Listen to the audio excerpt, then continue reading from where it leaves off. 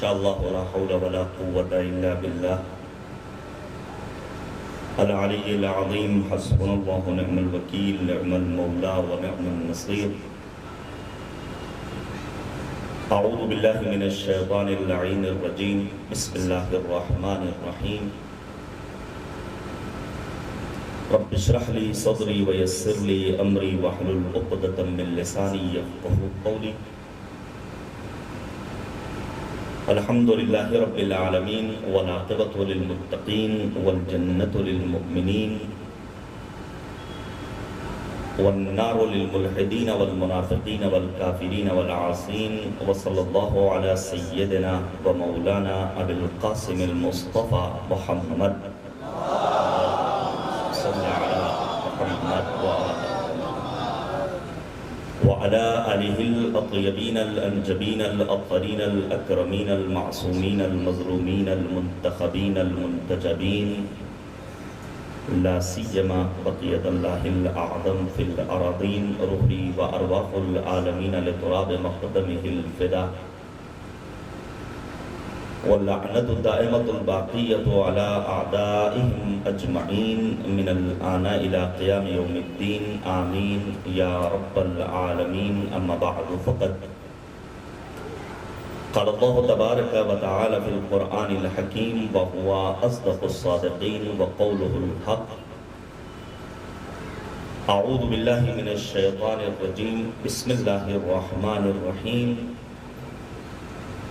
الذين يتبعون الرسول النبي الأمي الذي يجدونه مكتوبا عندهم في التوراة والإنجيل يأمرهم بالمعروف وينهاهم عن المنكر ويحل لهم الطيبات ويحرم عليهم الخبائث ويضع عنهم إصرهم والأغلال التي كانت عليهم صلوات جبر محمد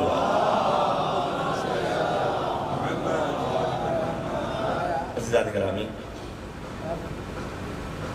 المناک تاریخ ہے، تاریخ شہادت نبی خاتم اور سبت اکبر امام مجتبی میں تعزیت اور تذکیہ پیش کرتا ہوں وارث غم سرکار حجت کی خدمت میں، اور مرثہ پیش کرتا ہوں آپ تمام سوگواروں کی خدمت میں، تمام مراجع اعظام اور اس روح زمین پر بسنے والے تمام عشاق رسول اور آل رسول علیہ السلام کے حضور انشاءاللہ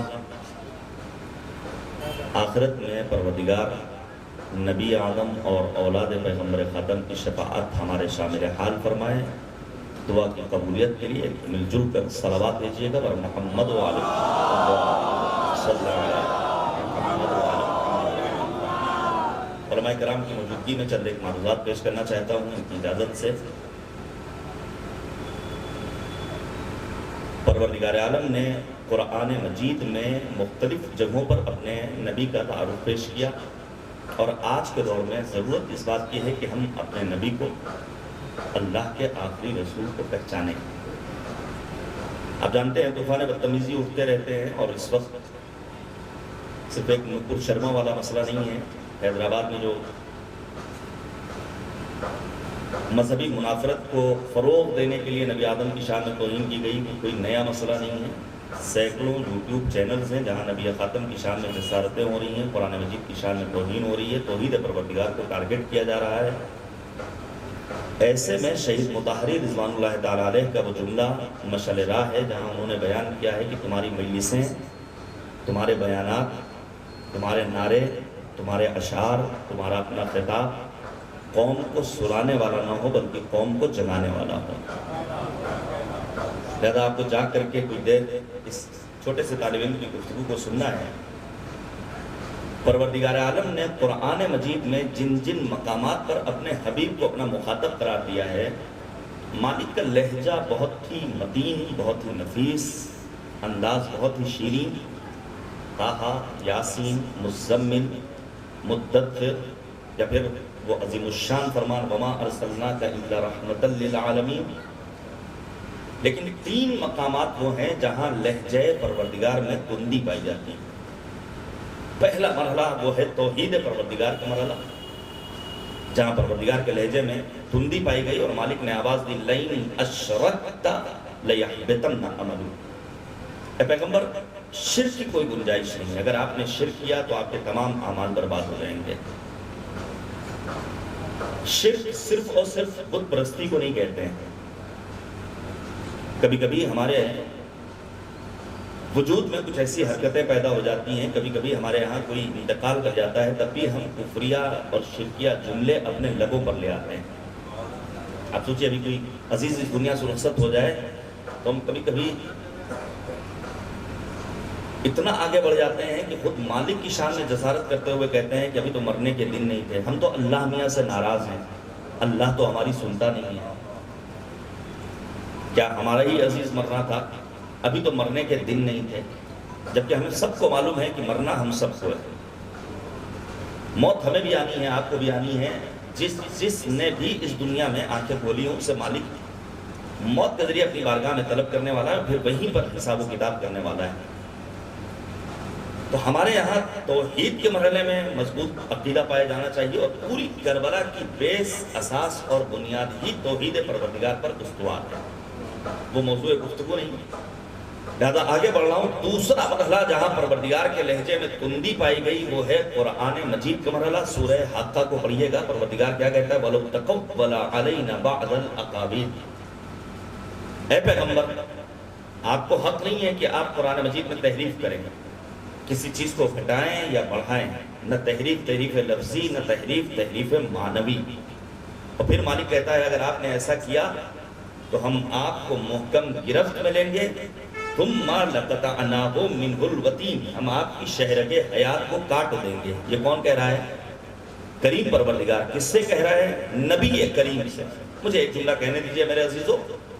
یہ ہمارا جو بعض برادران اسلامی سے نظریاتی اختلاف ہے، اس کی وجہ یہی ہے کہ انہوں نے سنت پیغمبر کے مقابلے میں بدعت قائم کی. سنت پیغمبر میں اعلان ولایت امیر المؤمنین ہے، سنت پیغمبر میں غدیر ہے، اور سنت کے مقابلے میں بدعت کے نام پر صحیفہ سجایا گیا. اب اگر کوئی مسند خلافت پر براجمان ہو کر کے یہ اعلان کرے کہ نبی کے زمانے میں 2 طرح کے مدعا رائج تھے، میں ایک کو حرام قرار دیتا ہوں، تو وہ سب کچھ ہو سکتا ہے لیکن واقعی معنی میں نبی کا پیروکار نہیں ہو سکتا ہے. کیونکہ پروردگار نے اپنی شریعت میں حتیٰ نبی خاتم کو بھی اجازت نہیں دی ہے کہ آپ کسی طرح کی کوئی دخل اندازی کیجیے. اور آپ سے بھی میرا یہی مطالبہ ہے کہ میرے عزیزوں، میرے نوجوانوں، میرے عزاداروں اور ماتمی دستوں سے گزارش کروں گا، آپ کو شریعت سازی کا حق نہیں ہے. شریعت پر عمل کرنا یہ ہماری اور آپ کی ذمہ داری ہے. اب اگر شریعت سازی شروع ہو جائے تو وہ بدعت ہے جس کی کوئی گنجائش نہیں ہے، اور اہل بدعت کو نبی خاتم کی حدیث کی روشنی میں جہنم کے کتوں کی خوراک کہا گیا ہے. تو اگر ہمیں اور آپ کو بچنا ہے تو ہمیں شریعت سازی کے مرحلے میں نہیں پہنچنا ہے، بلکہ جو شریعت ہم تک پہنچی ہے اسی کو عملی جامہ پہنانا ہے. اور تیسرا مرحلہ وہ عظیم الشان اعلان ولایت علوی. کہ مالک کہتا ہے یا ایھا الرسول بلغ ما انزل الیک من ربک وان لم تفعل فما بلغت رسالتہ واللہ یعصمک من الناس. اعلان ولایت کر دیجئے. اگر آپ نے یہ نہیں کیا گویا کار رسالت انجام نہیں دیا. عزیزان گرامی، پروردگار عالم نے اپنے حبیب کا قرآن مجید میں مختلف مقامات پر تعارف پیش کیا. توجہ کیجئے گا، میں اپنی منزل تک پہنچنا چاہتا ہوں. مثال کے طور پر پروردگار کہتا ہے لَقَدْ جَاءَكُمْ رَسُولٌ مِّنْ أَنفُسِكُمْ عَزِيزٌ عَلَيْهِ مَا عَنِتُّمْ حَرِيصٌ عَلَيْكُمْ بِالْمُؤْمِنِينَ رَءُوفٌ رَحِيمٌ. پیغمبر کا مکمل اور معتبر بایو ڈیٹا پروردگار بیان کر رہا ہے. کیا ہے؟ کہ اللہ نے تمہارے ہی درمیان سے اپنا رسول بھیجا ہے جو عزیز بھی ہے، جو مؤمنین کو لے کر رؤوف بھی ہے، رحیم بھی ہے. لفظ عزت پر تھوڑی دیر گفتگو کروں گا کچھ دیر کے بعد. آپ توجہ کیجئے گا، رسول ہمارے ہی درمیان سے اللہ نے ہمارے درمیان بھیجا ہے. اس کا فلسفہ ہے. آپ انصاف سے بتائیے گا، پروردگار عالم ان انبیاء کرام کو، اپنے آخری رسول کو، حبیب خدا کو، نبی خاتم کو، دیگر معصومین کو اگر الگ سا کوئی بھیج دے دیتا، کوئی الگ سا جلوہ دے دیتا، سورہ خطبہ قاسیہ پڑھیے گا نہج البلاغہ میں امیر المؤمنین نے اس سلسلے میں بیان بھی فرمایا ہے، کوئی الگ سی مخلوق کو بنا دیتا تو شاید نبی خاتم سمیت دیگر انبیاء کرام کو ان مصیبتوں کا سامنا نہ کرنا پڑتا جن مصیبتوں کا سامنا کرنا پڑا. لیکن پروردگار عالم نے اپنے انبیاء کو، ائمہ اطہار کو، اولیاء الہی کو، برگزیدہ بندوں کو انسانوں کی شکل میں پیکر بشری دے کر کے بھیجا ہے۔ کس لیے؟ تاکہ یہ دوسروں کے لیے آئیڈیل بن سکے۔ توجہ کیجیے گا، پیش کروں گا میں آپ کے درمیان سخت ہے ہم جیسے افراد کے لیے، ممبروں پر آنے والوں کے لیے، ان مسندوں پر بیٹھنے والوں کے لیے، دینی پروگرامز میں اپنے مطالب کو بیان کرنے والوں کے لیے، شعراء کے لیے، نوحہ خانوں کے لیے، خطابت کرنے والوں کے لیے، کہ وہ اپنے آپ کو لوگوں میں سے ہی سمجھیں۔ منہم اور فیہم میں فرق ہے میرے عزیزوں، علماء کرام تشریف رکھتے ہیں۔ ہم منہم تو ہو جاتے ہیں لیکن فیہم کی منزلوں تک نہیں پہنچ پاتے ہیں۔ نبی خاتم کا کمال کیا ہے؟ نبی آدم منہم بھی ہیں اور فیہم بھی ہیں۔ آپ سوچئے کیا نہیں تھا نبی آدم کے پاس، نبی آدم کے اختیار میں کیا نہیں تھا، لیکن اس کے باوجود نبی آدم پر ہمارا لاکھوں سلام کی پیغمبر خاتم فرماتے ہیں میں نے اپنی زندگی میں 5 چیزوں کو کبھی نہیں چھوڑا ہے۔ توجہ کیجئے گا، پہلی چیز بچوں کو سلام کرنا۔ آج کے دور میں بچوں کو سلام کرنا تو دور کی بات ہے، ذرا سا سر پر امامہ آ گیا، تھوڑی سی عزت مل گئی، سماج نے کوئی لقب اور ٹائٹل دے دیا، اور پھر میں عرض کروں گا یاد کیا کیجئے کبھی کبھی اپنے بزرگوں کو۔ مثال کے طور پر حکیم امت جناب مولانا ڈاکٹر سید قلب صادق صاحب صلی اللہ علیہ مقامہ کو، جو ہم سب کے لیے آئیڈیل تھے، جن کے تعلیمات، جن کے بیانات ہمارے لیے مشعل راہ کی حیثیت رکھتے ہیں، انہوں نے عجیب و غریب جملہ کہا۔ وہ کہتے ہیں کہ جب قوم میں جہالت آتی ہے تو چھوٹے چھوٹے لوگوں کو بڑے بڑے القاب و خطابات سے نوازا جانے لگتا ہے، اور جہاں بڑے بڑے القاب و خطابات ملنے لگے تو ہم اپنے بزرگوں کو سلام کرنا چھوڑ دیتے ہیں۔ پیغمبر کیا کہتے ہیں؟ میرا پہلا کمال یہ ہے کہ میں نے کبھی اپنے چھوٹوں کو سلام کرنا ترک نہیں کیا ہے۔ اور پڑھ لیجئے گا خطبہ شعبانیہ، ماہ رمضان کا جو دستور العمل نبی آدم نے بیان کیا ہے، اس میں کیا ہے؟ وَوَقِّرُوا كِبَارَكُمْ وَارْحَمُوا صِغَارَكُمْ، بڑوں کی توقیر کرو، چھوٹوں کا احترام کرو۔ دوسرا کمال نبی آدم کا کیا ہے؟ فیہم کی دلیل، پیغمبر کہتے ہیں میں فقراء کے ساتھ ہم نشینی کو اپنے لیے باعث شرف سمجھتا ہوں۔ آج لوگوں کو عزت کی نگاہ سے کیوں دیکھا جا رہا ہے؟ معیار کیا ہو گیا ہے؟ یا اور آگے بڑھیے، ماتمی حضرات تشریف رکھتے ہیں، خدا آپ سب کو سلامت رکھے اور ہمیشہ آپ کے سفر کو بے خطر کرے۔ توجہ کیجئے گا، آج تھوڑی سی دولت آ گئی ہے الہی عطا کے نتیجے میں، تو عزت کا میرا کو معیار یہ ہو گیا ہے جو جتنا بڑا دولت مند ہوگا وہ اتنی خاموشی سے ماتم کرے گا، اور پھر وہ سمجھے گا سماج میں ہم معتبر ہیں، یہ ہماری دولت کا تقاضا ہے۔ نہیں میرے عزیزو، یاد رکھیے گا، علماء کرام کی، مجتہدین اعداد کی، فقہاء ذوی الاحترام کی زندگیوں کا مطالعہ کیجئے۔ علامہ بحر العلوم رضوان اللہ تعالی علیہ ماتمی دستے کے درمیان جا کر کے دونوں ہاتھوں سے تیز تیز سینہ زنی کر رہے ہیں، کسی نے کہا آپ مرجع ہیں، آپ مجتہد ہیں، یہ آپ کیا کر رہے ہیں، دنیا کیا کہے گی؟ جواب سنیں گے، جواب علامہ بحر العلوم کیا دیتے ہیں؟ وہ کہتے ہیں خبردار خاموش ہو جاؤ، جو میری نگاہیں دیکھ رہی تم نہیں دیکھ رہے ہو، وقت کا امام صف ادا میں شامل اعلیٰ ہے۔ صلوات بھیجیے گا بر محمد و آل محمد۔ فقراء کی ہم نشینی کا شرف۔ اب پیش کروں آپ کے سامنے صحابی پیغمبر جناب سلمان فارسی کا کیا عظیم کردار ہے۔ امام معصوم بار بار سلمان سلمان سلمان سلمان، کسی نے کہا مولا آخر سلمان فارسی کا اتنا تذکرہ کیوں کر رہے ہیں؟ میں گزارش کروں گا اپنے جوانوں سے پڑھیے گا ان معتبر اصحاب کرام کی زندگیوں کو۔ سلمان کوئی معمولی آدمی نہیں ہے۔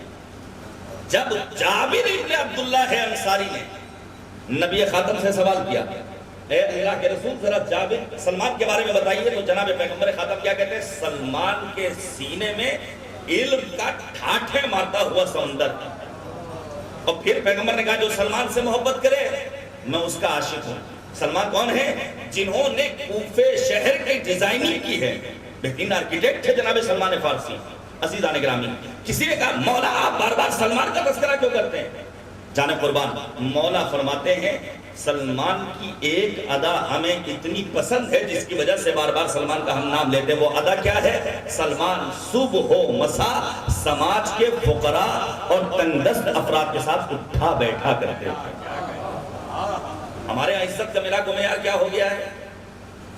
ہم نے تصوراتی عزت کو حقیقی عزت سمجھ لیا ہے. میرے حضرت کو یاد رکھیے گا، حالات آپ کے پیش نظر ہیں.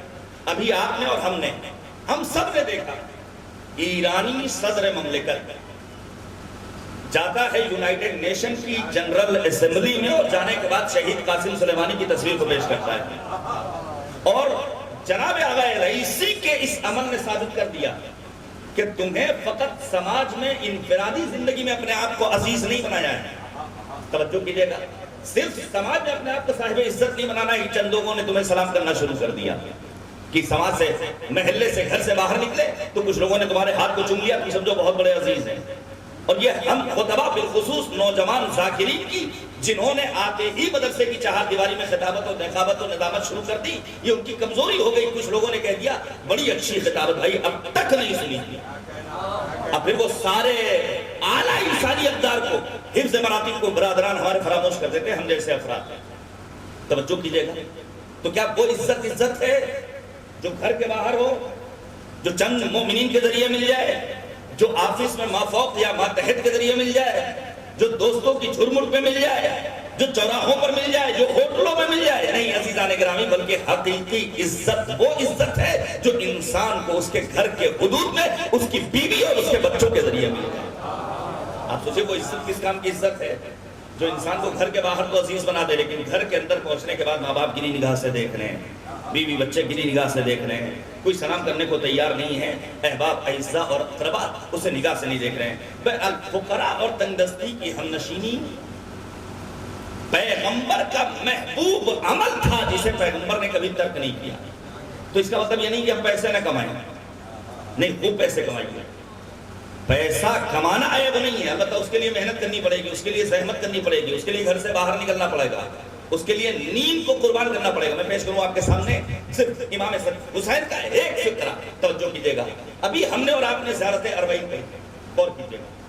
زیارت اربعین میں امام حسین کی قربانی کے مقصد کو پیش کیا گیا. کیوں آئے تھے امام علی مکہ؟ وہ جملہ تو آپ سب سنتے رہتے ہیں کہ انی لم اخرج اشرا ولا بطرا ولا ظالما ولا مفسدا بل انما خرجت لطلب الاصلاح في امه جدي اريد ان امر بالمعروف وانهى عن المنكر واسير بسيره جدي وابي علي ابن ابي طالب. یہ امام کا فرمان ہے. دوسری طرف زیارت اربعین میں امام حسین کی قربانی کا مقصد کیا بیان کیا گیا؟ پہلا مقصد امام کا تلوار چلانا نہیں تھا، بلکہ امام موعظہ کر رہے تھے. مثلا کبھی کہتے تھے یہ تلوار نبی کی تلوار ہے، امامہ پیش کرتے تھے ہذہ امامۃ رسول اللہ، یہ امامہ رسول خدا کا امامہ ہے. کبھی کہتے تھے هل تعلمون ان جدی رسول اللہ، کیا تمہیں معلوم ہے میرے جد رسول خدا ہیں؟ کبھی جناب زینب کے خیمے میں آنے کے بعد کہتے تھے بہن زینب ان لی ولک ولکل مؤمن ومؤمنہ اسوہ برسول اللہ، رسول کی زندگی میرے لیے، تمہارے لیے، تمام مومن مرد و زن کے لیے آئیڈیل اور نمونہ عمل ہے. اور حتیٰ امام عالی مقام نے کربلا میں شہادت سے پہلے شمر کو بھی موعظہ کیا ہے. روایت آپ کے پیش نظر ہے. شمر ملعون سینہ اقدس پر سوار ہے. امام اس سے کہتے ہیں شمر کیا واقعی میں تم مجھے قتل کر دو گے؟ یہ موعظہ کیوں کر رہے ہیں؟ صفین کو مد نظر لائیے. صفین میں امام کا صحابی کہتا ہے مولا حملہ کیجئے. امیر المومنین کیا فرماتے ہیں؟ توجہ کیجئے گا. امیر المومنین کیا فرماتے ہیں؟ مولا کہتے ہیں میں چاہتا ہوں کہ لوگوں کی نصیحت کروں، شاید کوئی ادھر سے ہماری جانب چلا آئے. اب آپ توجہ کیجئے گا. اور صفین کا مارکہ، جمل کا مارکہ، نہروان کا مارکہ پڑھنے کی ضرورت ہے. دیکھیں ہم جیسے لوگ مقدسات اہل سنت کا احترام کرتے ہیں. ہمارے مرجع نے کہا ہے، ہماری عقل کہتی ہے، ہمارا دین کہتا ہے، لیکن تاریخی حقائق کو پیش کرنا یہ ہماری ذمہ داری ہے. میں آپ کے سامنے پیش کروں. مثلا نبی آدم نے اپنی زندگی میں امیر المؤمنین کے دور خلافت میں پیش آنے والی تینوں جنگوں کا تذکرہ کیا. جمل کا بھی، صفین کا بھی، نہروان کا بھی. جمل کے سلسلے میں ازواج کے درمیان بیان کیا کہ ایک زمانہ آئے گا جب تم میں سے کوئی ایک نکلے گا اور اب نامی جگہ پر پہنچے گا، اونٹ پر سوار ہوگا، کتے گھیر لیں گے، خبردار علی کے مقابلے میں مت جانا. اور پھر ازواج پیغمبر میں ایک گئی ہیں، اور پھر وہاں پر جھوٹے گواہوں کو لائے گئے کہ اس جگہ کا نام اب نہیں ہے، اور وہ آگے بڑھ گئی. میں نے بہت خلاصے میں بیان کیا ہے، آگے بڑھیے۔ صفین پیش کرنا چاہتا ہوں، دور حاضر سے تاریخ اسلام کو ٹیلی کرنے کی کوشش کیجئے۔ صفین کے لیے پیغمبر نے کیا کہا تھا؟ عمار یاسر کو باغی گروہ قتل کرے گا۔ صفین میں عمار قتل کیے گئے۔ اب امیر شام کے لشکر میں چمی گوئیاں ہونے لگی کہ نبی آدم نے فرمایا تھا باغی گروہ قتل کرے گا، وہ باغی گروہ کوئی اور نہیں سوائے امیر شام اور عمرو عاص کے۔ عمرو عاص نے رات میں امیر شام سے کہا لوگوں میں چمی گوئیاں ہیں، ہلچل ہیں، سب سمجھ گئے ہیں، وہ باغی گروہ ہمارے اور تمہارے سوا کوئی اور نہیں۔ توجہ کیجئے گا میرے عزیزو، امیر شام کیا کہتے ہیں؟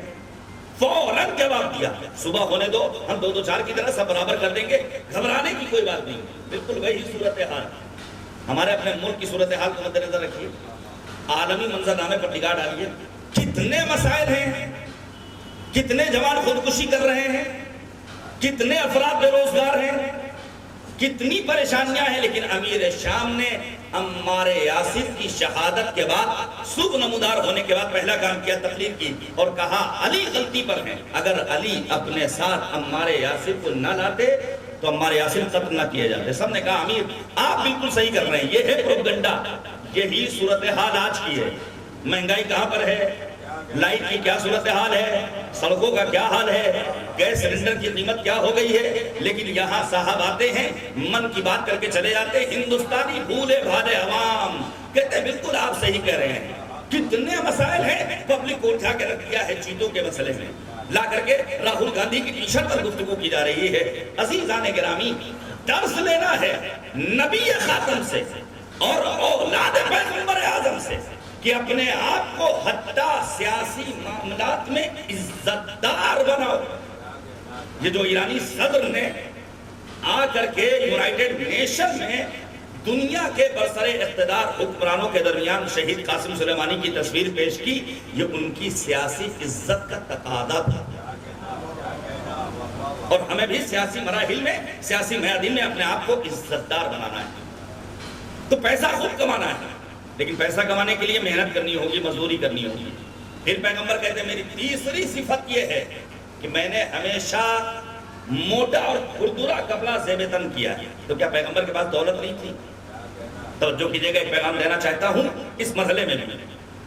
کیا پیغمبر اعظم اچھا لباس نہیں پہن سکتے تھے؟ پیغمبر کو تو اللہ نے یہ صلاحیت دی تھی کہ اگر سنگریزے ہتھیلی میں آ جائے تو زر جواہر میں بدل جائے، اگر ہتھیلی میں پانی کے قطرات آ جائیں تو سونے چاندی میں بدل جائے، مٹی کی دیوار کو اشارہ کرے تو سونے کی دیوار میں تبدیل ہو جائے۔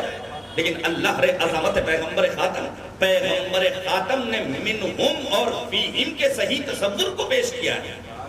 پیغمبر چاہتے تھے کہ اپنے دور کے افراد کے اسٹینڈرڈ کے اعتبار سے زندگی بسر کریں۔ اب روایت سن لیجیے، روایت کیا کہتی ہے؟ روایت کہتی ہے مولا حضرت امام محمد باقر علیہ السلام، توجہ کیجئے گا میرے حضور، اچھا صلوات اس سے بہتر بھیج دیجئے اگر محمد مولا امام باقر اپنے ڈرائنگ روم میں اپنے صحابی سے ملاقات کرتے ہیں۔ مولا کا باہری کمرہ معمولی تھا، توجہ کیجئے گا، یہ اصول زندگانی ہمیں اور آپ کو نبی اور اولاد نبی سے لینے ہیں۔ میرا ایک شکوہ ہے کہ ہم نے سید الشہداء کی ذات گرامی کو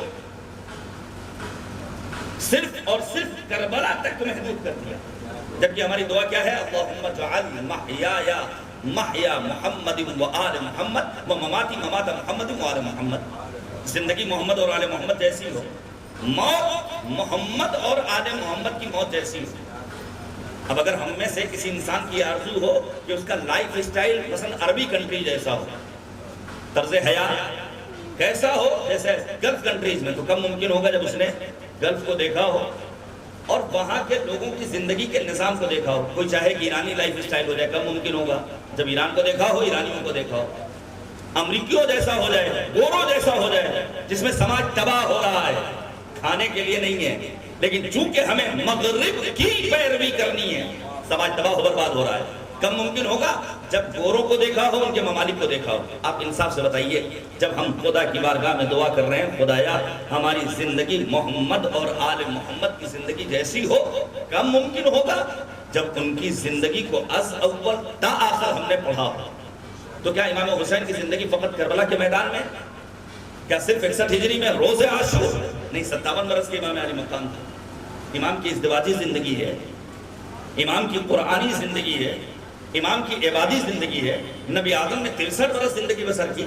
امام صادق کو شیخ الائمہ کہا گیا۔ ان معصومین کی زندگیوں کے چھوٹے چھوٹے واقعات کو اور ان کے فرمودات کو مد نظر رکھنا ہوگا، توجہ کیجیے گا۔ امام باطن باہری کمرے میں ملاقات کرتے ہیں۔ روایت کیا کہتی ہے؟ مولا کا باہری کمرہ معمولی سا ہے، ہمارے گھروں کے برخلاف ہمارا ڈرائنگ روم بالکل مزین ہوتا ہے، صوفہ بالکل نیٹ اینڈ کلین، کور پڑا ہوا ہے، کہیں جالا نہیں لگا ہے، مزین ہے، ڈیکوریٹڈ۔ لیکن اندر کے کمروں کا حال کیا ہوتا ہے؟ روایت کہتی ہے مولا کچھ دیر کے بعد گھر کے اندر گئے، اور اندر جانے کے بعد مولا نے اپنا لباس تبدیل کیا، اپنے صحابی کو آواز دی۔ امام کا صحابی اندر گیا، کیا دیکھا؟ جو اندر کا کمرہ ہے وہ بالکل سجا ہوا ہے، مزین ہے، ہر چیز اپنی جگہ پر ہے۔ مولا نے اپنا لباس بھی تبدیل کر دیا۔ رابی نے فوراً سوال کیا، مولا جب آپ باہری کمرے میں تھے تو آپ کا لباس معمولی تھا، آپ کا باہری کمرہ معمولی تھا، لیکن جب ہم اندر پہنچے ہیں تو لباس بھی بدل گیا ہے، اندر کا کمرہ بھی مزین ہے، ویل ڈیکوریٹڈ ہے۔ آخر وجہ کیا ہے؟ مولا فرماتے ہیں جو انسان اپنے گھر کے حدود میں اپنے لباس کو صحیح پہنتا ہے اس گھر کی خاتون کی عفت میں اضافہ ہوتا ہے۔ ابھی صورتحال کیا ہے آپ کے پیش نظر ہے عزیزان گرامی؟ پیغمبر خاتم، اور جب اس نے سوال کیا ہے آپ کے جد امیر المؤمنین تو پیوند لگا ہوا کپڑا پہنتے تھے، آپ نے مہنگا کپڑا پہنا ہے، تو امام نے کیا جواب دیا تھا؟ وہ میرے جد امیر المؤمنین کے دور کا تقاضا تھا کہ اس دور کے اسٹینڈرڈ کے اعتبار سے کپڑا زیب تن کریں، اور آج کے دور کا تقاضا یہ ہے کہ ہم ایسا لباس پہنیں۔ پھر اس کے بعد پیغمبر کہتے ہیں چوتھا عمل جو میرا محبوب عمل ہے جسے میں چھوڑتا نہیں ہوں وہ کیا ہے؟ میں سواری پر بغیر زین کے بیٹھتا ہوں۔ کیا پیغمبر خاتم اپنی زندگی میں اچھی سواری کا انتظام نہیں کر سکتے تھے؟ لیکن پیغمبر چاہتے تھے کہ اس دور کی وہ نارمل سواری جس پر عام افراد سوار ہوتے ہیں اس پر سوار ہوا جائے۔ اور پھر پیغمبر خاتم کہتے ہیں میں گوسفند کا دودھ خود اپنے ہاتھ سے دھونا چاہتا ہوں، یہ میرا محبوب عمل ہے۔ میرے عزیزوں، نبی عالم کی زندگی کے ان پیغامات کو سننے کے بعد نتیجہ نکلتا ہے کہ ہمیں اپنے آپ کو اپنے سماج کے اسٹینڈرڈ کے اعتبار سے زندگی بسر کرنے کا ہنر آنا چاہیے۔ پیش کروں آپ کے سامنے نبی آدم کے چند ایک امتیازات اور پھر ان کی زندگی سے ملنے والے اہم ترین پیغامات۔ مثلا آنے والا آتا ہے، ابن مسعود نے لکھا ہے اس کو، اور جب بزم پیغمبر میں پہنچا زبان میں لکنت پیدا ہو گئی۔ جیسے ہی زبان میں لکنت پیدا ہوئی نبی آدم نے کہا اے آنے والے کیا تم مجھے دنیا کا بادشاہ سمجھ رہا جو تیری زبان میں لکنت پیدا ہو گئی؟ میں تیرا جیسا ایک معمولی انسان۔ یہ کمال کون دے سکتا ہے؟ یہ کردار کون پیش کر سکتا ہے؟ نبی خاتم سید المرسلین حضرت محمد مصطفیٰ صلی اللہ علیہ وآلہ وسلم۔ عزیزان گرامی، قرآن مجید میں پروردگار نے اپنے نبی کا جا بجا تعارف پیش کیا ہے۔ انہی تعارفی کلمات میں سورہ اعراف کی آیت نمبر 157 مالک کیا کہتا ہے؟ الذین یتبعون الرسول النبی الامی الذی یجدونہ مکتوبا عندہم فی التوراۃ والانجیل۔ اس نبی کا تذکرہ ہے توریت میں اور انجیل میں، نبی خاتم کا کام کیا ہے؟ نبی آدم کا یأمرہم بالمعروف، کام ہے امر بالمعروف کرنا، وَيَنْهَاهُمْ عَنِ الْمُنْكَرِ، نبی کا کام کیا ہے؟ نہیں از منکر کرنا۔ یہ فروع دین کے دو اجزاء ہیں جو ہمارے سماج میں ترک کر دیے گئے ہیں، اور اگر کوئی مولوی صاحب، اگر کوئی امام جماعت، کوئی امام جماعت، کوئی بزرگ کسی کو امر بالمعروف یا نہیں از منکر کر دے تو لوگ ناراض ہو جاتے ہیں۔ توجہ کیجئے گا،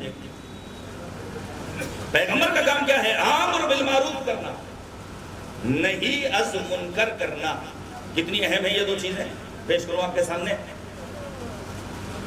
امریکی پروفیسر ہے مائیکل کوک، انہوں نے اخبار میں پڑھا کہ شکاگو کے ریلوے اسٹیشن پر ایک جوان خاتون اپنے پرس کے ساتھ کھڑی ہوئی ہے، کچھ اوباش آتے ہیں، حملہ کرتے ہیں، وہ زخمی ہوتی ہے، اس کے پرس کو کھینچتے ہیں، چلے جاتے ہیں، اور لوگ آ جا رہے ہیں، کوئی نہ روکنے والا ہے، نہ کوئی ٹوکنے والا ہے، نہ کوئی اس کو بچانے والا ہے۔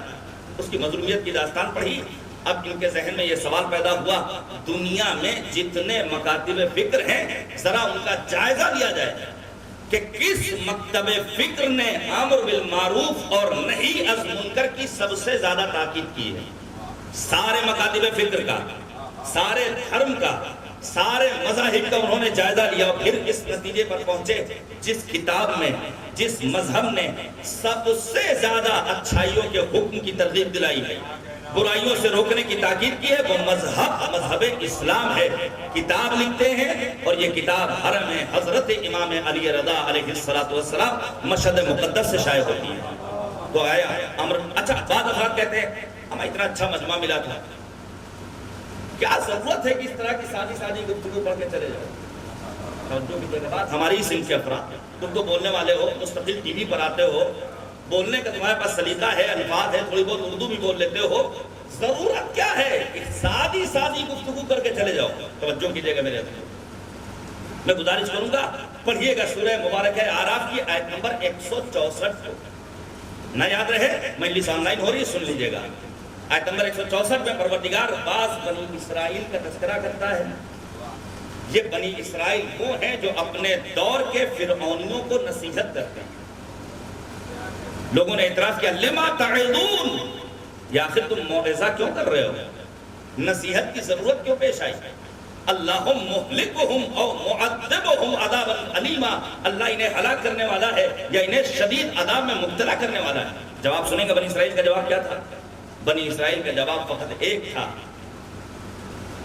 صرف اور صرف اس لیے ہم نصیحت کر رہے ہیں تاکہ کل معذرتاً الی ربکم، پروردگار کی بارگاہ میں ہم اپنا عذر پیش کر سکیں، خدایا ہم نے اپنی ذمہ داری کو پورا کیا ہے، ماننا یا نہ ماننا ان افراد کا کام ہے۔ عزیزان گرامی، ان نزاکتوں کو پہچاننا ہوگا۔ امر بالمعروف کرنا نبی آدم کا کام ہے، نہی از منکر کرنا نبی آدم کا کام۔ پھر پیغمبر کو ان کی ذمہ داریوں کی جانب متوجہ کرتے ہوئے مالک قرآن مجید میں کہتا ہے یحل لہم الطیبات، پاک و پاکیزہ چیزوں کو حلال قرار دینا، ویحرم علیہم الخبائث، اور خبیث چیزوں کو لوگوں کے لیے حرام قرار دینا نبی کے کاموں میں سے ایک کام۔ اس کے بعد کا فقرہ تھوڑی دیر یہاں گفتگو کرنا چاہوں گا۔ وَيَضَعُ عَنْهُمْ إِصْرَهُمْ وَالْأَغْلَالَ الَّتِي كَانَتْ عَلَيْهِمْ، نبی کیوں آئے ہیں؟ تاکہ غلامی کی زنجیروں میں جکڑی ہوئی انسانیت کو نجات عطا کریں۔ ابھی ہم نے اور آپ نے اپنے عزیز ملک کی آزادی کے موقع پر امرت مہوتسو منایا، گھر گھر پر پرچم بھی لگایا گیا، باعث فخر ہے ہمارے لیے ترنگا۔ ہم تو جہاں جاتے ہیں، حتیٰ ہم اگر کربلا بھی جاتے ہیں تو اپنے ساتھ اپنا ترنگا لے کر جاتے ہیں، یہ ہماری شان ہے، یہ ہماری آن ہے، یہ ہماری بان ہے۔ لیکن میرا سوال ہے، کیا واقعی معنی میں ہم آزاد ہیں؟ توجہ کیجئے گا، ایک پیغام دینا چاہتا ہوں۔ آزادی کا جو تصور قرآن نے پیش کیا اور جس آزادی کے لیے نبی اور اولاد نبی نے اپنی قربانیاں دی، کیا آج کے دور میں اس کو آزادی سمجھا جا رہا ہے؟ کیا واقعی میں ہمیں آزادی بیان حاصل ہے؟ کیا واقعی میں آزادی بندگی پروردگار حاصل ہے؟ میں پیش کروں آپ کے سامنے دو نظریہ۔ ایک نظریہ ہے انگلش دانشوروں کا، مثلا راسل اور ہیکل، مستشرقین، انہوں نے آزادی کا نظریہ کیا پیش کیا؟ یہ کہتے ہیں انسان جو چاہے وہ اسے مل جائے، یہ اس کی آزادی کا تقاضا ہے۔ اگر کسی انسان کو دولت چاہیے تو اب اس کی آزادی کا مطالبہ یہ کہتا ہے کہ اس کے پاس جیب میں پیسہ ہونا چاہیے، یہ پیسہ جائز ہو، ناجائز ہو، حلال ہو، حرام ہو، دھوکہ دے کر حاصل کیا گیا ہو، کیسا بھی ہو، مکاری کی ہو، عیاری کی ہو، فریب، دغابازی، جو بھی نام دے لیجیے، جیب میں پیسہ ہونا چاہیے۔ اگر انسان عالیشان محل میں رہنا چاہیے، اس کے بعد رہنے کے لیے مکان ہونا چاہیے۔ حد یہ ہے، ان انگلش دانشوروں نے جب آزادی کا تصور پیش کیا تو انہوں نے کہا انسان کی آزادی کا مطالبہ یہ کہتا ہے کہ اگر کوئی خودکشی کرنا چاہے تو اسے اجازت ہے وہ خودکشی کرے، اپنی جان دے دے۔ توجہ کیجئے گا میرے عزیزو، تو کیا نبی آدم ایسی آزادی کو پیش کرنے کے لیے آئے تھے؟ کیا معاذ اللہ نبی آدم کے آنے کا مقصد یہ تھا لوگ دوسروں کی جیبوں پر ڈکیتی کر ڈالنے لگے؟ کیا معاذ اللہ نبی آدم کی اس آزادی کا مقصد یہ تھا کہ نبی خاتم آنے کے بعد دوسروں کی زمینوں پر قبضہ دلوانا شروع کر دیں. عزیزان گرامی، آزادی کون سی آزادی؟ آزادی کا مطلب کیا ہے؟ کیا وہ آزادی جو آج ہمارے سماج مثلا لوگ سمجھتے ہیں حقوق نسواں کے نام پر، عورتوں کی آزادی کے نام پر کیا پیش کیا گیا کہ ایک خاتون کو حق ہے وہ جیسا چاہے لباس پہنے. مجھے حیرت ہوتی ہے اپنے سماج سے تعلق رکھنے والے افراد پر. میں ماں اور بہنوں کو کچھ نہیں کہنے کی جرات کر سکتا ہوں، مجھے غیرت مرد پر حیرت ہوتی ہے. بوڑھا باپ اپنے ساتھ اپنی جوان بیٹی کو بغیر حجاب کے لے کر کے پھرتا ہے. کیوں نہیں مولانا؟ یہ آزادی کا تقاضا ہے. تو کیا آزادی نسواں کا مطلب یہ ہے کہ خاتون کو شوکیس کی زینت بنا دیا جائے؟ نہیں، اور آگے بڑھیے، ایک قدم اور آگے بڑھیے. آج کی خواتین اپنے بچوں کو دودھ نہیں پلا رہی، دودھ ڈبے والا پلایا جائے. کیوں؟ اس کی وجہ یہ ہے کہ انسان کی ظاہری ہیئت، اور آسان کر دوں، فیگر اس کا بگڑ جائے گا. آپ انصاف سے بتائیے کیا پیغمبر خاتم اس روئے زمین پر لوگوں کو ظاہری بیوٹی دینے کے لیے آئے تھے؟ اگر ایسا ہوتا تو کبھی بھی حبش کا رہنے والا سیاہ پوست بلال مؤذن اسلام قرار نہ پاتا. پیغمبر خاتم ظاہری بیوٹی دینے نہیں ہے. کیوں نہیں پلا رہی ہیں؟ جبکہ تاکید ہے، میڈیکل سائنس بھی کہہ رہی ہے، معصومین کے فرامین بھی ہیں. کیا ہے فرامین؟ اور کیا کہتی ہے میڈیکل سائنس؟ ایک بچہ جس مدت میں اپنی ماں کے سینے سے خوراک لیتا ہے اس مدت میں اس کا 80% دماغ ڈیولپ کرتا ہے. 80%. باقی 20% پوری حیات ہے. اب آپ انصاف سے بتائیے، بچہ کم ذہن ہے، بچے کو موبائل دے دیا گیا ہے، بچہ ڈبے والا دودھ پی رہا ہے، پھر آپ سوچئے کہ آپ کا بچہ نمبر 1 بن جائے، کیسے ممکن ہے؟ ہاں، ڈگریاں تو آ جائیں گی، ہو سکتا ہے ماسٹرز کر لے، ہو سکتا ہے گریجویشن کر لے، ہو سکتا ہے امامہ سر پر رکھ لے، ہو سکتا ہے کسی اور فیلڈ میں آگے بڑھا لے، لیکن حقیقت میں وہ صاحب علم نہیں بن سکتا ہے، وہ صاحب بصیرت نہیں بن سکتا ہے، وہ صاحب معرفت نہیں بن سکتا ہے. ایسے ہی افراد کے لیے ڈاکٹر ابراہیم اعظمی نے کہا کہ خالی ڈبوں میں بجز موج ہوا کچھ بھی نہیں، چھو کے دیکھا تو قباؤں کے سوا کچھ بھی نہیں.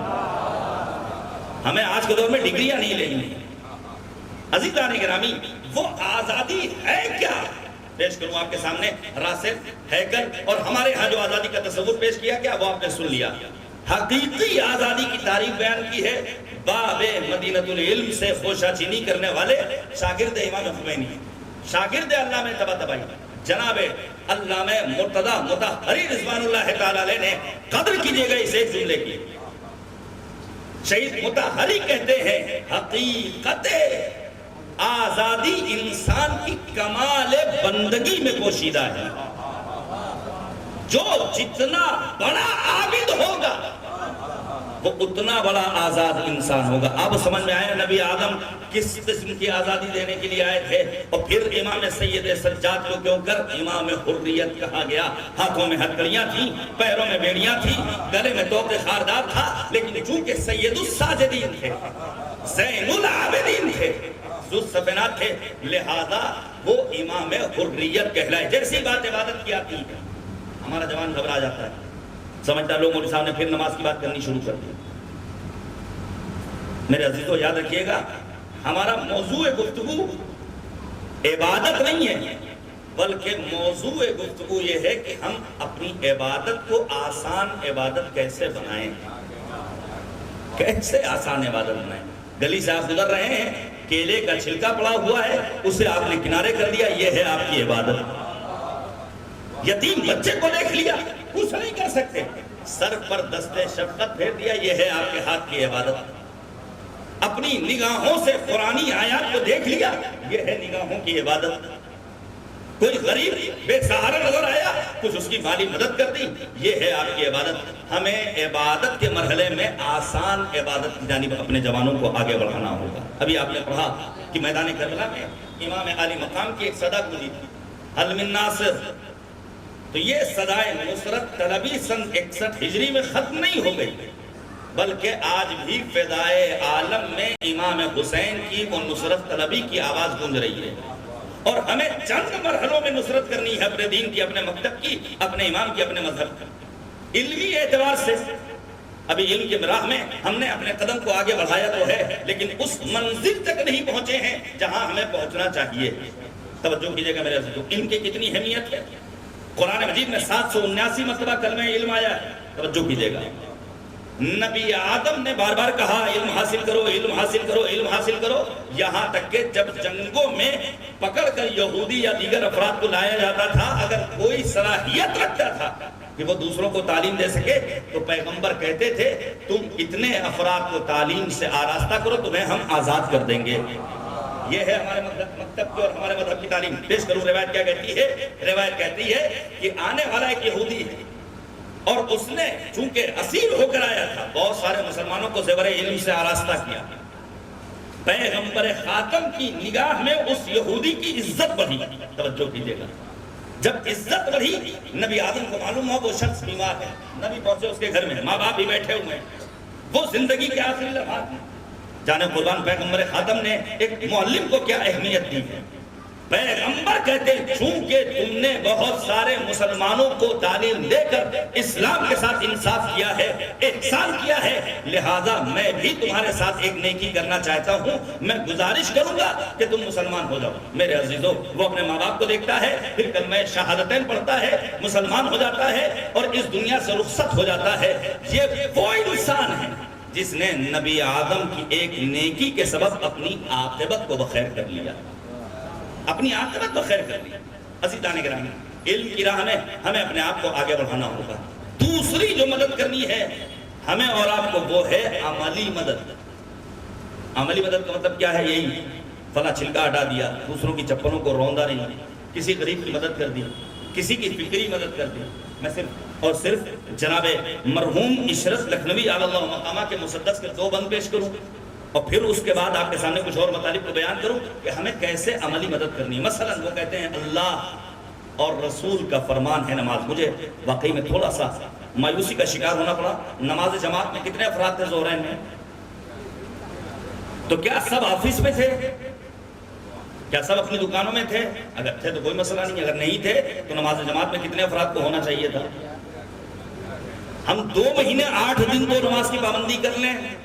کیا کہا انہوں نے؟ اللہ اور رسول کا فرمان ہے نماز، پاکیزگی نفس کی پہچان ہے نماز، قرآن کا کھلا ہوا اعلان ہے نماز، انسان کے جسد کے لیے جان ہے نماز، دنیا کے ہر گناہ سے سب کو بچاتی ہے، یہ وہ نماز ہے جو خدا سے ملاتی ہے۔ اور پھر وہ کہتے ہیں شیعہ اگر ہو تم تو عمل شاندار ہو، دنیا نہ یہ کہے کہ فقط سوگوار ہو، مسجد بھی خوش ہو اور اعضا بھی نثار ہو، فرش ادا پہ عابد شب زندہ دار ہو، ماتم کے ساتھ ساتھ نمازیں ادا کرو، سرور کا غم ملا ہے تو شکر خدا کا۔ صلوات بھیجیے گا بر محمد و آل عزیزان گرامی۔ آزادی کے تصور کو پہچاننا ہوگا جس آزادی کے لیے نبی آدم آئے تھے۔ ایک روایت پیش کروں اور کتنی حسین یہ روایت ہے۔ ایک آزاد انسان کی چند علامتیں بیان کی گئی۔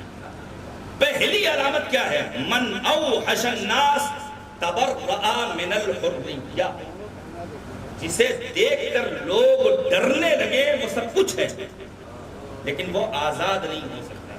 یہ ہمارے مکتب کی آئیڈیالوجی ہے، یہ ہمارے مذہب کی تعلیم ہے، یہ ہم اپنے حکمرانوں سے کہنا چاہتے ہیں، اپنی پولیس انتظامیہ سے کہنا چاہتے ہیں، یہ ہم اپنے گھر کے بزرگوں سے کہنا چاہتے ہیں کہ ہمارا مکتب یہ کہتا ہے کہ تمہیں دیکھ کر لوگ ڈرے نہ بلکہ تم سے قریب آنے کی کوشش کریں۔ آپ توجہ کیجئے گا میرے عزیزوں، پیش کروں آپ کے سامنے نبی آدم کی سیرت کا ایک پہلو۔ فرض کیجئے ابھی کوئی جوان آ جائے، کوئی اوباش، کوئی پاگل، کوئی دیوانہ، کوئی مجنون، کوئی دشمن ادب، کوئی دشمن رسول، کوئی دشمن مکتب اسلام، اور آنے کے بعد مجلس میں خلل اندازی کرنا چاہے تو انصاف سے بتائیے ہمارے جوانوں کی آستینیں چڑھیں گی کہ نہیں؟ اور یہی سے عظمت امیر المؤمنین کو اور عظمت ابو الفضل العباس کو سلام کیجئے۔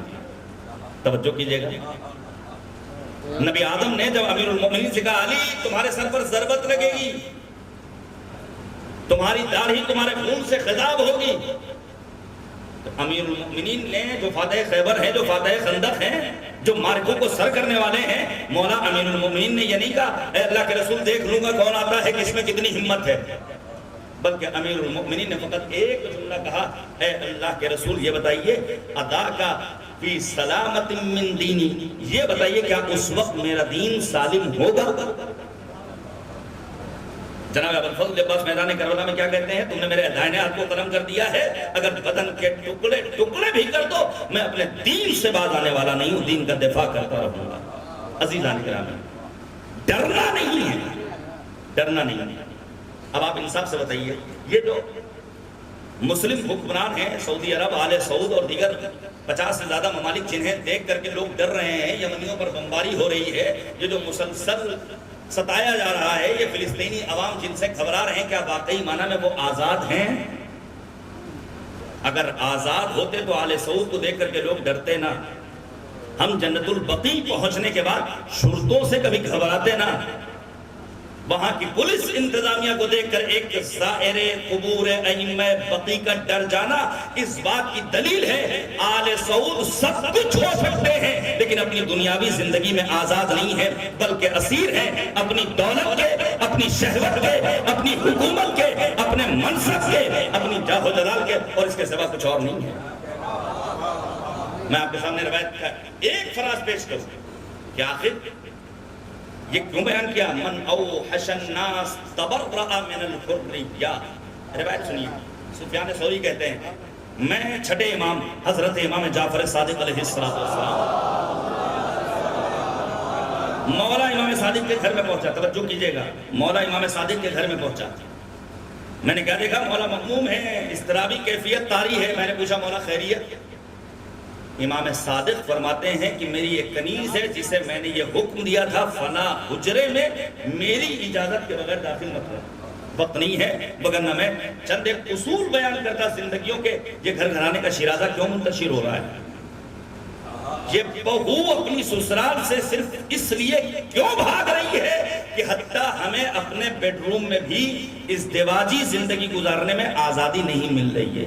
غور کیجئے گا میرے جملے پر، بات میں سوچتے رہیے، پڑھئے گا سورہ مبارک ہے احزاب، مالک کیا کہتا ہے؟ خبردار بیت النبوہ میں اجازت کے بغیر داخل مت ہونا۔ تو کیا فقط نبی آدم کے گھر کے لیے ہے؟ نہیں، عام مؤمنین کے گھر میں بھی جانا ہے تو اجازت لینی ہے۔ آنے والا آتا ہے نبی آدم سے سوال کرتا اللہ کے رسول کیا اماں کے کمرے میں جانے کے لیے بھی اجازت چاہیے؟ سوچئے ماں سے بڑھ کر کون رشتہ ہو سکتا ہے؟ نبی آدم نے کہا ہاں، وہ کہتا اماں ہے اماں۔ پیغمبر کہتے ہیں کیا تم چاہتے ہو کہ تم اپنی ماں کو پرہنا دیکھو؟ روایت کا فکرہ ہے، وہ کہتا نہیں، پیغمبر کہتے ہیں اگر نہیں چاہتے ہو تو اپنی ماں کے کمرے میں جانے کے لیے بھی تمہیں اجازت لینی ہوگی۔ لہذا بچوں کو کیا خیال رکھنا ہے؟ والدین کے کمرے میں جانا ہے، کسی بھی سن و سال میں ہو اجازت لینی ہے۔ بزرگوں کو کیا خیال رکھنا ہے کہ اگر بچوں کے کمرے میں جانا ہے جو حد بلوغ کو پہنچ چکے ہیں، جو میچور ہو چکے، جو شادی شدہ زندگی بسر کر رہے ہیں، تو پہلے اجازت لینی ہے۔ امام صادق نے کیا فرمایا؟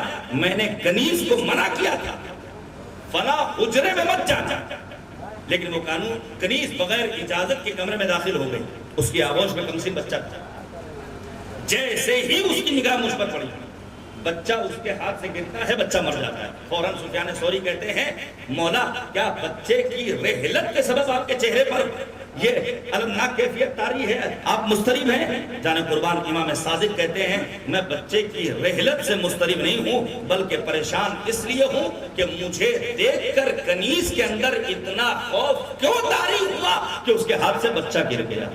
یہ ہے روایت کی باریک بینی، یہ ہے نزاکت ہمارے مذہب کی۔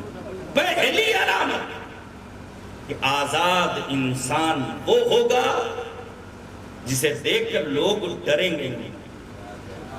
دوسری علامت جہاں معصوم فرماتے ہیں آزاد انسان کون ہے؟ الحریۃ منزہۃ من الغل والمکر، آزاد انسان وہ ہوگا جس کے ہاں دھوکہ نہیں پایا جائے۔ میں شعراء، نوحہ خان حضرات، مداحان اہل بیت طاہرین، ان سب کا بہت احترام کرتا ہوں اس قوم کا ایک جوان ہونے کے ناطے، توجہ کیجئے گا، میں خطبہ کا احترام کرتا ہوں۔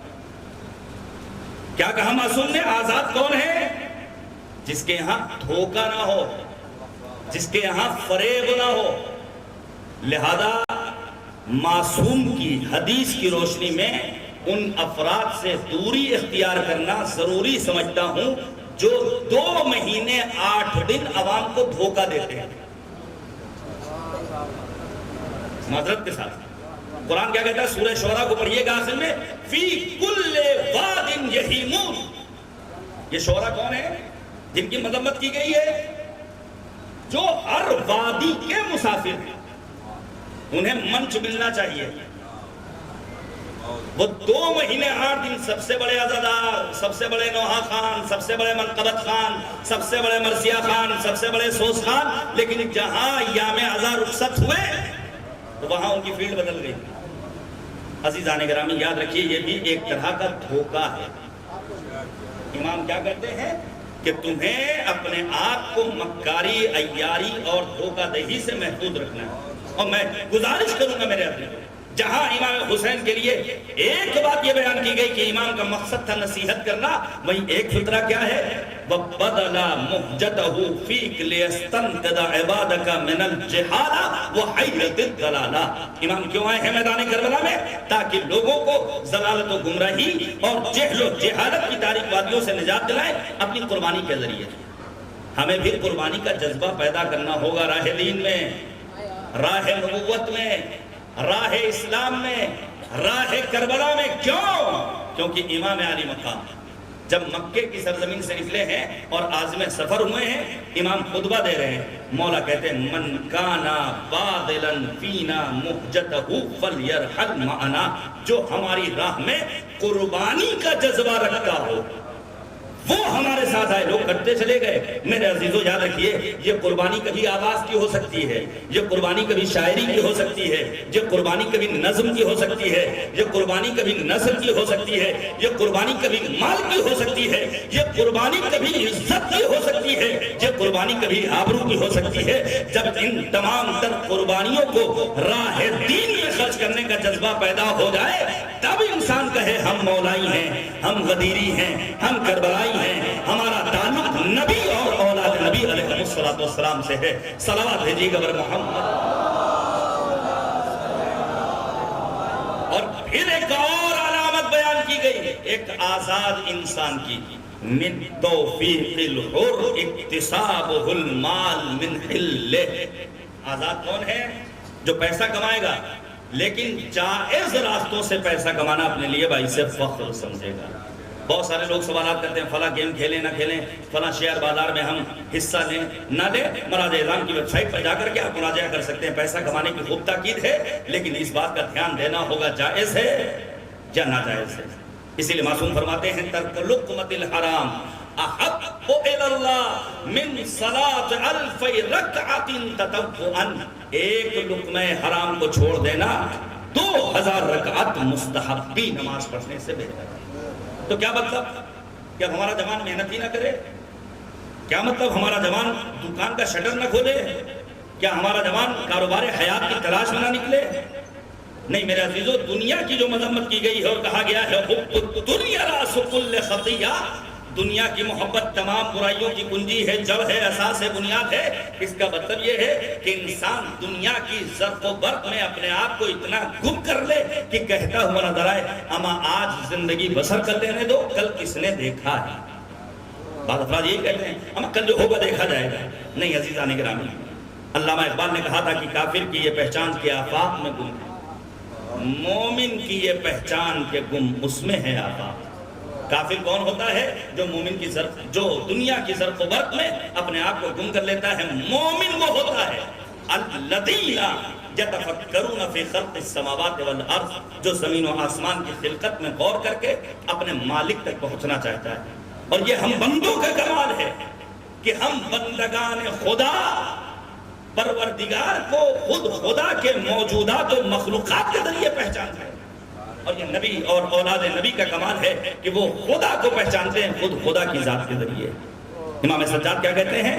بِكَ عَرَفْتُكَ وَأَنْتَ الَّذِي دَلَلْتَنِي عَلَيْكَ وَدَعَوْتَنِي إِلَيْكَ. امیر المؤمنین دعائے سبا میں کیا فرماتے ہیں؟ یا من دل علی ذاتہ بذاتہ. کائنات کے مخلوقات کو دیکھ کر خدا کو پہچاننا یہ ہم بندوں کا کمال ہے، اور خدا کو خدا کی ذات کے ذریعے پہچاننا علی اور اولاد علی کا کمال ہے. اور پھر آخری بات، ترک الحقوق مذلہ. آزاد انسان کون ہے؟ جو حقوق کی رعایت کرنے والا ہو. حقوق اللہ کے ساتھ حقوق الناس کی رعایت کرنے والا ہو. کیا فقط انسانوں کے حقوق کو ادا کرنا ہے؟ میرے عزیزوں میں گزارش کروں گا، یہ ایام سوگواری ہیں اور ایام ادا رخصت ہو رہے ہیں. اگر اب تک آپ نے رسالۃ الحقوق نہیں پڑھا ہے، امام سجاد کے عظیم علمی کارناموں میں ایک کارنامہ رسالۃ الحقوق، 51 حقوق بیان کیے ہیں. ہر حق کے بعد لا حول ولا قوت الا باللہ العلی العظیم کہا ہے. فلسفہ ہے اس کے پیچھے. انسان کو مطالعہ کرنا چاہیے. ہم نے نہیں پڑھا ہے، نہ پڑھا ہے، نہ دوسروں کو پڑھایا ہے.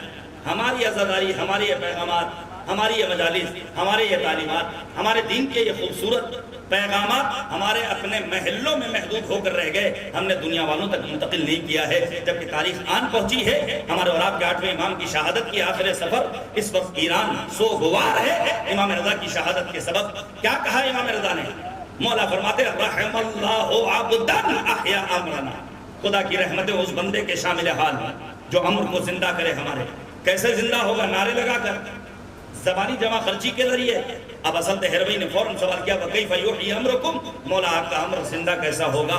مولا فرماتے أَنْ يَتَعَلَّمْ عُلُومَنَا وَيُعَلِّمَهَا النَّاسِ. انسان ہمارے علوم کو سیکھے پھر دوسروں کو سکھائے. فَإِنَّ النَّاسِ لَوْ عَلِمُوا مَحَاسِنَ كَلَامَنَا لَاتَّبَعُونَا. اگر لوگ ہمارے محاسن کلام کو سنیں گے تو ہماری طرف کھنچتے ہوئے نظر آئیں گے. اب آپ جا کر کے مطالعہ کر لیجئے. حتیٰ ایران نے کام کیا، کتاب آئی منظر عام پر. ان افراد کی زندگیوں کا مطالعہ کیجئے جو دوسرے مکتب فکر کو چھوڑ کر مکتب اسلام سے وابستہ ہو. نہیں ملتا ہے ان کے انٹرویوز میں، آپ گوگل پہ سرچ کر لیجئے گا، جن کو ہم اور آپ کنورٹیڈ کہتے ہیں. نہیں ملتا ہے کہ انہوں نے قرآن مجید کو پڑھ کر کے اپنے آپ کو مسلمان بنایا. اکثریت کن افراد کی ہے؟ جن کا یہ کہنا ہے کہ ہم مسلمان ہوئے ہیں مسلمانوں کے اخلاق و کردار سے متاثر ہو کر مسلمان ہوئے. نبی آدم کا اخلاق کیسا ہے؟ خود سبت اکبر امام حسن مجتبی کا اخلاق کیسا ہے؟ سنیے دو گفتگو اور صرف اشارہ کر رہا ہوں. جا کر کے پڑھیے گا صحیفہ سجادیہ کی دعا نمبر 8 کو. 44 اخلاقی بیماریوں سے خدا کی بارگاہ میں امام سجاد نے پناہ طلب کی.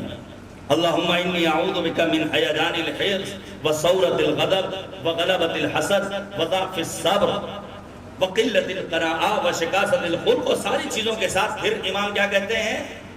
خدایا میں تیری بارگاہ میں پناہ طلب کرتا ہوں بد اخلاقی سے. ہمارے استاد حوضہ علمیہ میں کہا کرتے تھے بعض افراد گھر کے باہر تو سلمان فارسی ہوتے ہیں، لیکن گھر کے حدود میں پہنچنے کے بعد ان کا مزاج سلمان رشدی والا ہو جاتا ہے نا. گھر کے باہر تو بھائی سلنڈر، توجہ کیجیے گا، مثلا سلنڈر کل تک چلتا تھا 20 دن، 4-6 افراد کی اگر فیملی ہے. آج سلنڈر 15 دن میں ختم ہو رہا ہے. تو انصاف سے بتائیے ہمیں اپنی حکومت کے خلاف سزائے احتجاج بلند کرنی چاہیے یا اپنے گھر کی خاتون کے اوپر؟ ہم سوال جواب کس سے کرتے ہیں؟ اسی خاتون سے جو اپنی جوانی کی عمر کچن کی گرمی میں گزار رہی ہے، جو ہماری فہرست کے مطابق ہمیں کھانا بنا کر دے رہی ہے، اور پھر بد اخلاقی ہوتی ہے. پھر گھر گھرانے کا شیرازہ منتشر ہوتا ہے، پھر معاملہ کورٹ کچہری تھانے کوتوالی تک پہنچتا ہے اور طلاق کی شرح میں اضافہ ہو جاتا ہے اور ہم دیکھتے رہ جاتے ہیں. کیا کہا پیغمبر خاتم کے تعلیمات میں؟ عظیم پیغام کہ اپنے آپ کو اخلاق کا دھنی بنانا. توجہ کیجیے گا میرے عزیزوں. ایک روایت سن لیجئے، بات کو تمام کر رہا ہوں، اس سے زیادہ تھکانا مقصود نہیں ہے. روایت کہتی ہے نبی آدم مسجد میں ہیں، اصحاب بیٹھے ہوئے ہیں، آنے والا مشرک آتا ہے اور بس میں پیغمبر میں خانہ خدا میں کھڑے ہو کر پیشاب کرتا ہے. روایت کا فقرہ ہے، معذرت چاہتا ہوں اس لیے میں نے پیش کر دیا. جیسے ہی اس نے یہ حرکت انجام دی، اصحاب پیغمبر نے تلوار نکالی. اللہ کے رسول اجازت ہے اس کا کام ختم کروں؟ قرآن مجید نے کیا کہا؟ انکا لعلی خلق عظیم. توجہ کیجئے گا، آنے والا آتا ہے، آنے کے بعد کہتا ہے مولا امیر المؤمنین سے مولا نبی آدم کے اوصاف گنوائیے. سنیں گے آپ امیر المؤمنین نے کیا جواب دیا؟ مولا کہتے ہیں ذرا دنیا میں پائے جانے والے اللہ کی نعمات کا ایک فہرست مرتب کر کے دکھاؤ. وہ کہتا ہے مولا ممکن نہیں ہے، اتنی نعمتیں ہیں. امیر المؤمنین فرماتے ہیں خدا نے اپنی نعمتوں کو متاع قلیل سے تعبیر کیا ہے قرآن مجید میں. اور اللہ نے اپنے رسول کے لیے فرمایا وَإِنَّكَ لَعَلَىٰ خُلُقٍ عَظِيمٍ، متاع قلیل کی فہرست ترتیب نہیں دے پا رہے ہو اور اللہ کے اس نبی کے اوصاف کو جاننا چاہتے ہو جسے پروردگار نے عظیم کہہ کر کے توصیف کیا ہے۔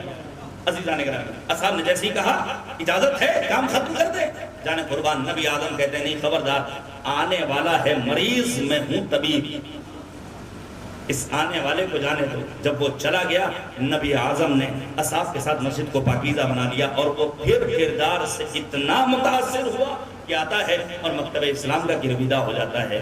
عزیزان گرامی، نبی خاتم کی زندگی کا لہجہ لہجہ حد یہ ہے، ہمیں اور آپ کو اپنی ازدواجی زندگی کو خوبصورت بنانے کے لیے نبی آدم کے تعلیمات کو مد نظر رکھنا ہوگا۔ حد یہ ہے بچوں کی سماجی تربیت کے لیے، لفظ پر غور کیجئے گا، ہم زیادہ تر کس پہ فوکس کرتے ہیں؟ دینی تربیت، مذہبی تربیت، قرآن پڑھنا آ جائے، نماز پڑھنا شروع کر دے، نہیں، ہمیں اپنے بچوں کی سماجی تربیت کرنی ہے۔ اور امام حسن کے ذریعے پیغمبر نے یہ تعلیم دیا اپنے بچوں کو سماجی تربیت کے مرحلے سے گزارو۔ وقت نہیں کہ میں اشارہ کروں کیسے اپنے بچوں کو مخاطب بنانا ہے۔ امام حسن کو کیا کہتے ہیں پیغمبر خاتم؟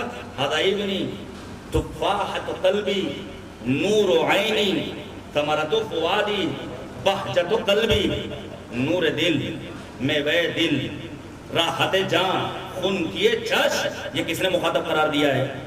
حضرت امام حسن مجتبیٰ کے لیے نبی آدم کے یہ فرامین ہے، تب جا کر کے گھر گھرانہ الہی ہوتا ہے اور اللہ کی رضایت ہمارے شامل حال ہوتی ہے۔ بس ایک حدیث پیش کروں گا سبت اکبر حضرت امام حسن مجتبیٰ کے سلسلے میں اور بات کو تمام کر رہا ہوں، توجہ کیجئے گا۔ عجیب و غریب حدیث ہے، امیر المؤمنین نے اپنے لال امام حسن مجتبیٰ کا قصیدہ پڑھا ہے۔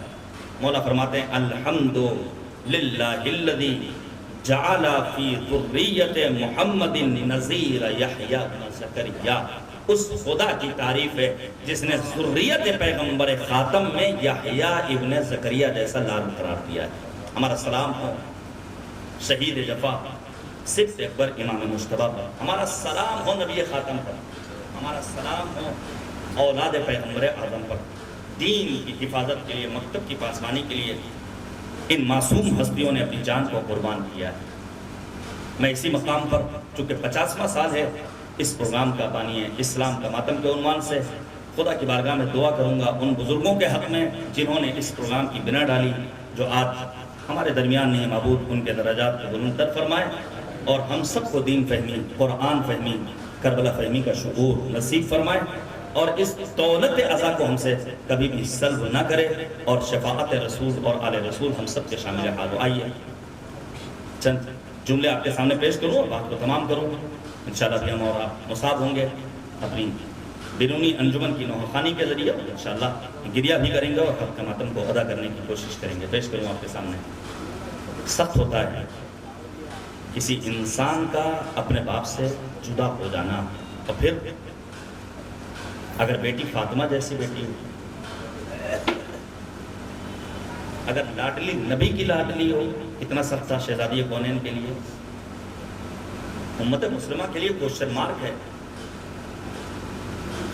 کہ وہ نبی آدم جو اپنی لاڈلی بیٹی کو دل و جان سے زیادہ عزیز رکھتے تھے، اس حد تک شہزادی اپنے بابا سے پیار کرتی تھی کہ بعد رحلت پیغمبر خاتم جب کبھی شہزادی کی نگاہ نبی آدم کے حجرے پر پڑتی تھی تو روایت کہتی فغشیا علیہا، بے ہوشی طاری ہو جاتی تھی شہزادی کونین پر۔ بی بی دو عالم جب اپنے بابا کا لباس اور پیراہن دیکھتی تھی تو روایت کہتی ہے بے ہوشی طاری ہو جاتی تھی بی بی دو عالم شہزادی کونین پر۔ اور تاریخ میں ہم نے دیکھا ہے جہاں جناب ابراہیم نے آرزو کی تھی کہ اللہ سے کبر سنی میں میری تمنا ہے کہ مجھے اللہ بیٹی کی دولت سے مالا مال کرے، کیونکہ بیٹیاں باپ کے جنازے کی زینت ہوتی ہیں۔ وہیں تاریخ میں چند بیٹیاں ایسی نظر آتی ہیں جنہیں اپنے باپ کے جنازے پر رونے بھی نہیں دیا جاتا ہے۔ ان میں سر فہرست نام ہے جناب زہرا مرضیہ کا، اور سوچنا چاہیے مسلمانوں کو کہ آخر وجہ کیا تھی کہ رحلت پیغمبر کے چند ہی دنوں کے بعد شہزادی نے مرثیہ پڑھا صبت علیہ مصائب لو انہا صبت علی الایام سرنا لیالیا۔ اور شہزادی کونین اس دنیا سے رخصت ہوئی ہیں تو امیر المؤمنین جو شیر خدا ہیں وقت غسل چیخ مار کر روتے ہیں. یہ سوال ہے امت مسلمہ کے لیے آخر وجوہات کیا تھے؟ سوال ہے امت مسلمہ سے ہمارا کہ آپ میلاد پیغمبر کے موقع پر جشن کا اہتمام کرتے ہیں، رحلت پیغمبر کے موقع پر نبی آدم کی یاد کا اہتمام کیوں نہیں کرتے؟ کہیں ایسا تو نہیں کہ آپ گھبرا رہے ہیں کہ آخر کیا اسباب علل اور وجوہات تھے جن کی وجہ سے نبی آدم کو اس دنیا سے رخصت ہونا پڑا اور بعد رحلت پیغمبر خاتم فاطمہ سمیت دیگر معصومین علیہ السلام کو ان مصیبتوں کو دیکھنا پڑا؟ پیش کروں آپ کے سامنے. دوسری بیٹی ہے جس کا نام کیا ہے؟ سکینہ بنت الحسین. ہم سب کے گھر میں بیٹیاں ہیں لیکن پیار بیٹی کا حسین ابن علی سے پوچھو. جب جناب سکینہ اپنے بابا کی رحلت کے بعد مقتل میں اس راستے سے گزر رہی ہیں جہاں شہداء کے بے سر لاشیں پڑے ہیں تو آغا جوادی عاملی نے عجیب غریب بات لکھی ہے کہ کٹی ہوئی گردن کے پاس جناب سکینہ پہنچی ہیں تو بے سر لاشیں سے ایک آواز آئی ہے جسے سکینہ کے سوا کسی اور نے نہیں سنا تھا. وہ آواز کیا تھی؟ اے بیٹا سکینہ، جب قید شام سے رہائی پا کر مدینے جانا تو میرے شیعوں کو میرا سلام کہنا.